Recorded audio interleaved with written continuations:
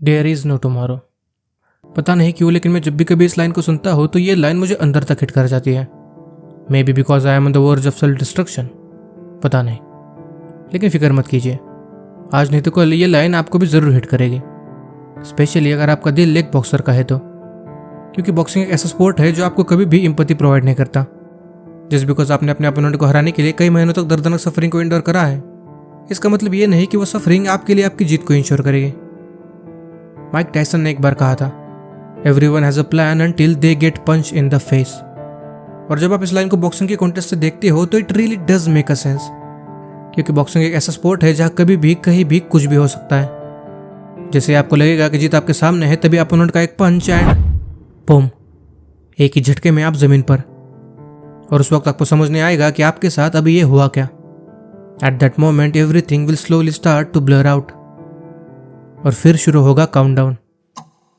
1 2 3। उस मोमेंट में इस बात का कोई फर्क नहीं पड़ता कि आपने यहां तक पहुंचने के लिए कितनी मेहनत करी है, फर्क नहीं पड़ता कि आप इस जीत के लिए कितने काबिल हो। अगर आप उस काउंटडाउन से पहले उठ नहीं पाए तो आपके ड्रीम्स, आपके एम्बिशंस, आपकी suffering and everything you stands for means nothing. इसीलिए बॉक्सिंग को एक क्रूल स्पोर्ट माना जाता है, क्योंकि ये स्पोर्ट एक इंसान को सिर्फ फिजिकली ही नहीं बल्कि मेंटली भी डिस्ट्रॉय कर सकता है। और यही वो रीज़न है जिसकी वजह से मुझे बॉक्सिंग उतनी पसंद नहीं है। लेकिन फिर भी अगर आज मैं आपको इसके बारे में बता रहा हूँ, it's because I have seen something extraordinary, और I should say something simple enough to be extraordinary, and that something is Hajime no इप्पो।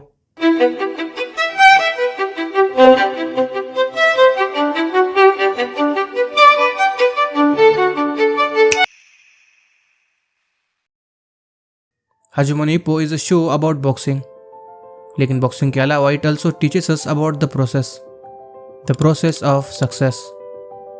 आप किसी भी शोनन जॉनरा के शोज को उठा के देख लो, सभी शोज में सक्सेस को अचीव करने के लिए एक ही पैटर्न को फॉलो किया जाता है, and that is hard work. और जब आप इस चीज़ को ध्यान से सोचोगे तो आपको रियलाइज होगा कि hard work is the only thing that can really give you success. अगर आपको लग रहा है कि आप सक्सेस को किसी शॉर्टकट से अचीव कर लोगे तो आप इससे ज़्यादा गलत हो ही नहीं सकते।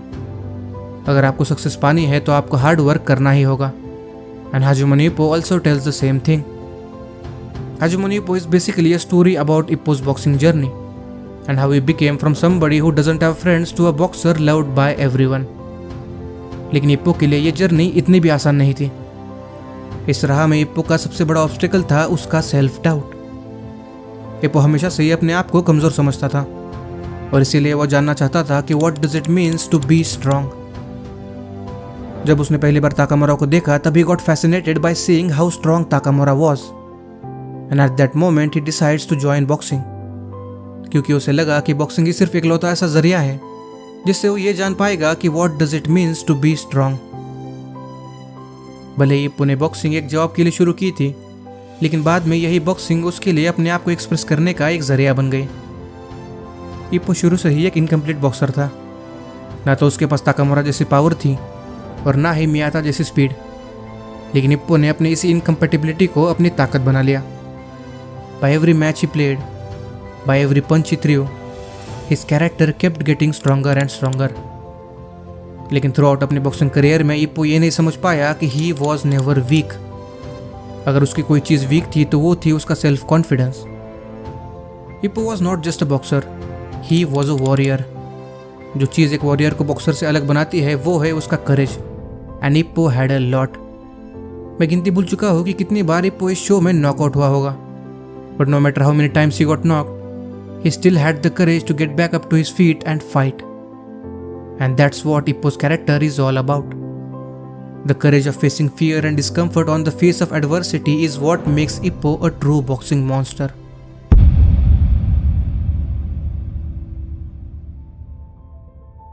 स्टोरी लाइन के मामले में हाजिमोनो इप्पो कोई एक्स्ट्राऑर्डिनरी शो नहीं है, एंड टू बी ऑनेस्ट उसे ऐसा बनने की ज़रूरत भी नहीं है।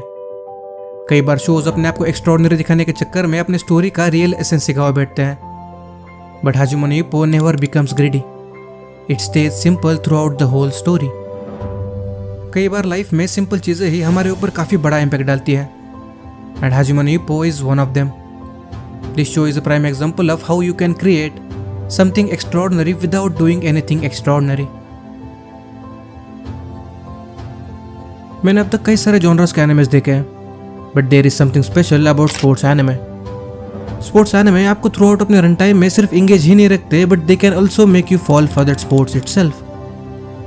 मैंने जब पहली बार हाइक्यू देखी तब I was blown away by the story and the atmosphere created by that story, और तब वॉलीबॉल मेरे लिए सबसे लीस्ट नोएबल स्पोर्ट था। But after watching Haikyu I felt a strong urge to play that sport. और जब same चीज slam डंक के साथ भी हुई तब आई रियलाइज कि it's not me who willingly fell for that sport, it's them who made me to fall for their sport. And Hajime no Ippo also does the same thing. It made me fall in love with boxing. अगर कल मैं YouTube पे या Instagram पे pushup मारते हुए या boxing करते हुए दिख जाऊँ तो समझ जाना कि ये इसी शो का असर है। That's how much impact Hajime no Ippo has on me. लेकिन ये शो सिर्फ यही तक नहीं रुकता। It actually goes one step further. Basically Hajime no Ippo hard work, resilience, determination और passion इन्हीं बेसिक फंडामेंटल्स पे स्टैंड करता है। एंड टू बी ऑनेस्ट हम इन चीज़ों को पहले से ही जानते हैं। हमें पता है कि कौन सी चीज़ पाने के लिए क्या करना पड़ता है, लेकिन फिर भी हम उस चीज़ को नहीं करते। But Hajime no Ippo somehow convinces us to do the right thing.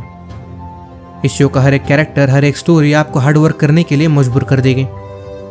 It will make you believe that if you push your self, if you work hard enough, you will eventually achieve your goal.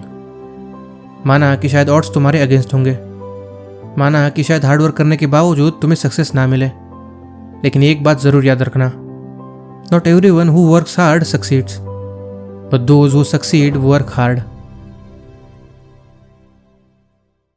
जब आप इस show को देखोगे तब आपको realise होगा कि इस शो को सिर्फ एंटरटेनमेंट के लिए नहीं बनाया गया, and maybe that's the reason why this show was not financially very successful.